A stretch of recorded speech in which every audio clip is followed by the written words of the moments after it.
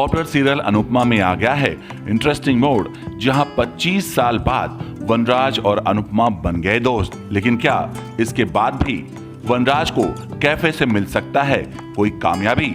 जी हाँ, फाइनली एक तरफ जहां अनुपमा की डांस एकेडमी का हो चुका है श्री गणेश, तो वहीं वनराज का कैफे भी आखिरकार ओपन हो चुका है।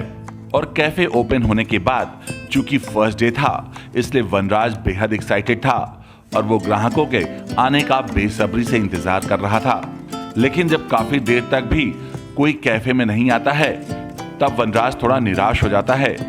लेकिन तभी अनुपमा के दिमाग में आता है एक बेहतरीन आइडिया, और वो सभी घर वालों को एक एक कुर्सी पर बैठने के लिए कहती है, ताकि बाहर से अगर कोई देखे तो ऐसा लगे जैसे कैफे भरा हुआ है। और फिर सीरियल की कहानी में आता है ट्विस्ट, जब कुछ देर बाद एक कपल ग्राहक बनकर आता है और कुछ ऑर्डर करता है जो मेनू में नहीं होता है।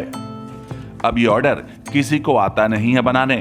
तब अनुपमा सब संभालती है और फिर बाद में ग्राहक से उसे कॉम्प्लीमेंट भी मिलता है। इसी बीच अनुपमा की डांस एकेडमी में बहुत सारे छात्र प्रवेश के लिए आते हैं, लेकिन काव्या ये देखकर होती है नाराज। यहाँ तक कि वो वनराज को ताना भी मारती है और कहती है कि अगर अनुपमा चाहती उनमें से कुछ को उनके कैफे में भेज सकती थी, लेकिन उसने ऐसा नहीं किया।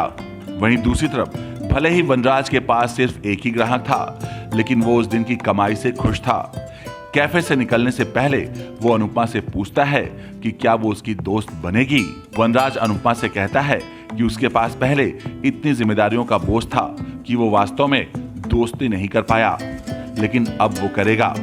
वहीं दूसरी तरफ जब अगले दिन हर कोई कैफे जाने के लिए तैयार हो रहा है और जब वनराज काव्या को उसका सपोर्ट करने के लिए साथ आने के लिए कहता है, तो इस पर काव्या कर देती है साफ मना उसके साथ आने से।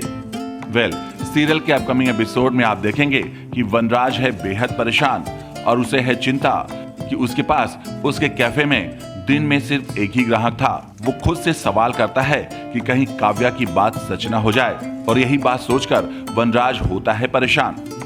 अब अनुपमा कैसे देगी वनराज का साथ कैफे को आगे बढ़ाने के लिए, और क्या होगा काव्या का रिएक्शन, ये देखना दिलचस्प होगा।